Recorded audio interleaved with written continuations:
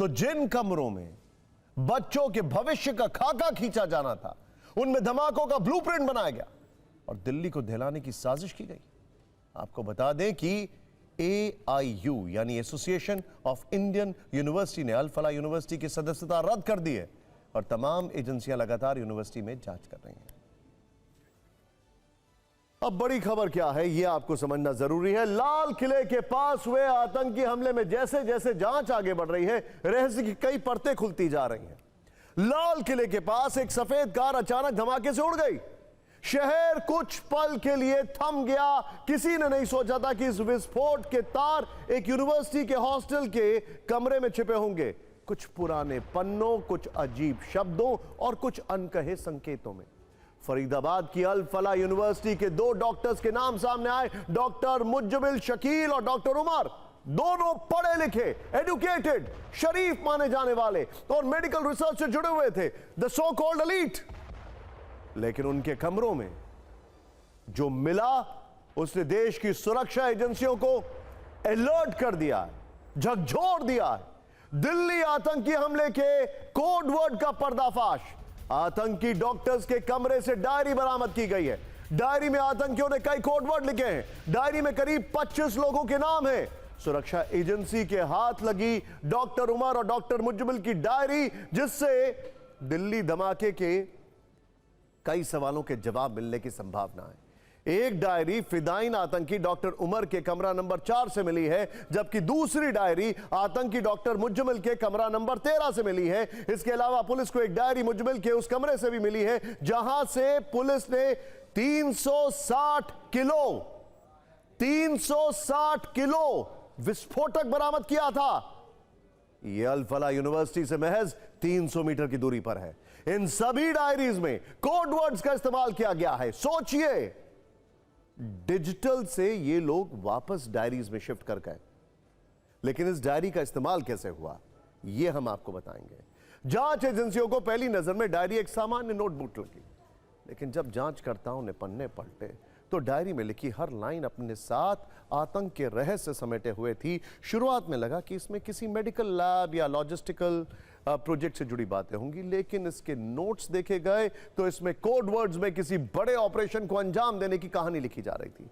सूत्रों की माने तो जांच एजेंसियों ने जब एक एक शब्द को जोड़ना शुरू किया, कनेक्टिंग द कॉर्ड्स जिसे कहते हैं, तो वो हैरान रह गए।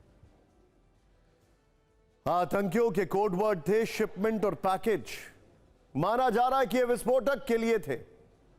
इसके अलावा अमोनियम नाइट्रेट, ऑक्साइड और फ्यूल ऑयल भी कोड वर्ड में लिखा गया था। डायरी में 8 नवंबर और 12 नवंबर की तारीख का जिक्र है। माना जा रहा है कि इस बीच कुछ बड़ी प्लानिंग थी। गौर करने वाली बात है कि लाल किले के पास आतंकी हमला 10 नवंबर को हुआ। दोनों की डायरी में ऑपरेशन शब्द का कई बार इस्तेमाल हुआ। डायरी में कई नंबर और नाम के पहले अक्षर लिखे गए थे। सूत्रों की माने तो डायरी में करीब 25 लोगों के नाम हैं। इनमें से ज्यादातर जम्मू कश्मीर और फरीदाबाद के रहने वाले लोग हैं। चौंकाने वाली बात यह है कि दोनों आतंकियों की डायरी में एक ही तरह के कोडवर्ड लिखे पाए गए। सूत्रों की माने तो एक एक कोडवर्ड के पीछे महीनों की प्लानिंग, और उस प्लानिंग में शामिल थे देश के अलग अलग हिस्सों के लोग। आतंकी चाहे कितने भी चालाक क्यों ना हो, वो अपनी कहानी कहीं ना कहीं छोड़ ही देते हैं, सबूत छोड़ देते हैं। सबसे ज्यादा परेशान करने वाली बात यह है कि सब दिल्ली से सिर्फ कुछ किलोमीटर की दूरी पर हो रहा था, एनसीआर में हो रहा था। जांच एजेंसियां सजग हो तो हुई, लेकिन तब तक धमाका हो चुका था जिसमें 13 लोगों की मौत हो गई थी।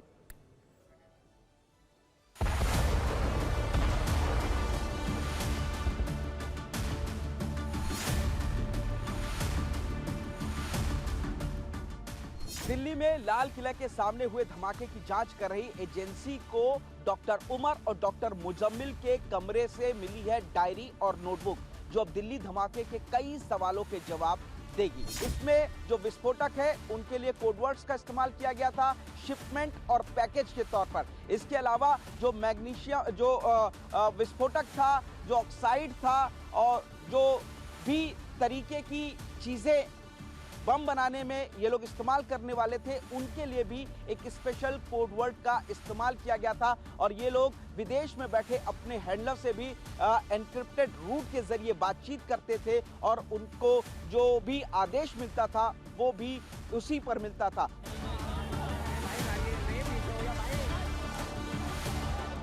ये जो नोटबुक, डायरी मुजम्मिल और उमर के कमरे से पुलिस ने बरामद की है, उसमें कई सारे राज लिखे हुए हैं जिनसे अब पुलिस उन तक पहुंचने की कोशिश कर रही है। कहा यह भी जा रहा है कि फरीदाबाद और उसके आसपास के कई जो स्लीपर सेल्स हैं उनके नाम और नंबर भी उस डायरी के अंदर मौजूद है। अब पुलिस उन स्लीपर सेल्स, उन नंबर और उन एड्रेसेस का भी पता करने की कोशिश कर रही है जो उस डायरी में मेंशन किए गए हैं। अगली खबर बताने से पहले मैं आपको एक स्टैट्यूटरी वार्निंग दे देता हूं। इस खबर को देखने के बाद आपको शायद ऐसा लगे कि किस पे विश्वास करें और किस पे विश्वास ना करें।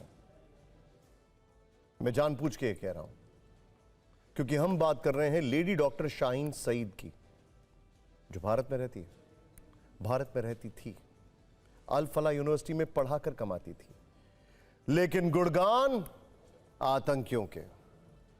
अब तक बताया जा रहा है कि वो जैश की महिला विंग की मुखिया है, एक डॉक्टर। आतंकी मसूद अजहर की बहन सादिया के आदेश मानती थी, एक डॉक्टर। लेकिन उसकी बॉस नंबर 2 भी थी, जिसका नाम है अफीरा, जो मसूद अजहर के भतीजे फारूक की पत्नी है। यानी शाहीन जैश का वो रिमोट थी जिसके बटन पाकिस्तान से दबते थे और वो उन्हीं के ऑर्डर से ऑपरेट होते थे। सोचिए जरा, अब आप किस पे यकीन करेंगे? डॉक्टर है ये। अब पता चला है कि शाहीन सईद मसूद अजहर के भतीजे उमर फारूक की पत्नी अफीरा के भी संपर्क में थी। उमर फारूक जैश का वो आतंकी था जिसे पुलवामा अटैक के बाद एनकाउंटर में हमारे जवानों ने मार गिराया था। अफीरा के कहने पर शाहीन भारत में जैश की महिला विंग तैयार कर रही थी। यानी शाहीन सईद सिर्फ अफीरा और मसूद की बहन सादिया के निर्देश मानती थी और इन्हीं दोनों ने शाहीन को महिलाओं को कट्टर बनाने का जिम्मा दिया था। लेकिन अब पुलिस तफ्तीश कर रही है कि क्या शाहीन इनसे मिलने पाकिस्तान भी गई थी। यह सवाल शाहीन सईद की कुंडली को देखने के बाद आया है। जानकारी के अनुसार शाहीन वर्ष 2009 से 2013 तक कट्टरपंथियों के संपर्क में रही। फिर साल 2013 में वो कानपुर से अचानक गायब हो गई। नौकरी से गायब होने के बाद साल 2021 में उसे बर्खास्त कर दिया गया। इस बीच शाहीन ने 2016 से 2018 के बीच यूएई में नौकरी की। वो करीब 2 साल तक यूएई में नौकरी करती रही और यूएई में ही वो जैश ए मोहम्मद की महिला विंग से जुड़ी। वहीं पर उसे जैश की महिला विंग जमाते मोमिनात के लिए तैयार किया गया। पुलिस को शक है कि यूएई में रहते हुए वो पाकिस्तान भी गई थी। लेकिन यहां पर जस्ट होल्ड ऑन, अब जो सबसे बड़ा शक सुरक्षा एजेंसियों को है उस पर ध्यान दीजिएगा। और यह शायद पहला चैनल है जो आपको बता रहा है। कहीं ऐसा तो नहीं कि फरीदाबाद का मॉड्यूल पुलवामा के साथ कनेक्टेड था? जो वहां पर हुआ उसके बाद यह मॉड्यूल एक्टिव होने वाला था, लेकिन बीच में ऑपरेशन सिंदूर ने सारी प्लानिंग को तहस नहस कर दिया। सोचिए, क्या यह एक बिगर कैनवस में चीजें चल रही थी जिसका ट्रिगर 2 नेशन थ्योरी के नाम पर असीम मुनीर ने तब दबाया था? सोचिए जरा, यह लाइन ऑफ इन्वेस्टिगेशन है।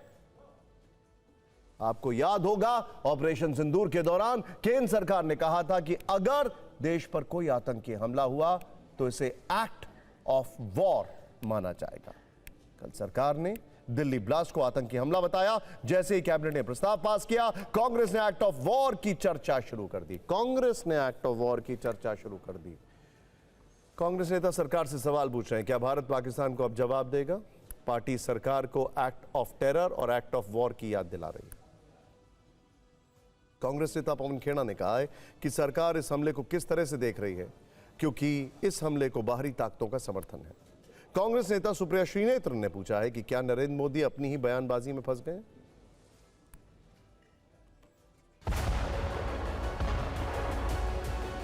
ऑपरेशन सिंदूर के दौरान पहलगाम के बाद प्रधानमंत्री ने कहा था, सरकार ने कहा था कि एक न्यू नॉर्मल डॉक्ट्रिन है। वो डॉक्ट्रिन आपको याद होगा कि कोई भी आतंकी हमला उसको हम एक्ट ऑफ वॉर मानेंगे, युद्धात्मक कार्रवाई मानेंगे। हम ये जानना चाहते हैं सरकार से, अब इस आतंकी हमले को आप किस तरह से देख रहे हैं? पहलगाम आतंकी हमले के बाद नरेंद्र मोदी ने कहा था कि any act of terror will be seen as an act of war. आतंक की कोई भी घटना युद्ध की कार्रवाई मानी जाएगी। तो आज सरकार का जो रोल है, जो रवैया है, वो बिल्कुल इसके विपरीत क्यों है?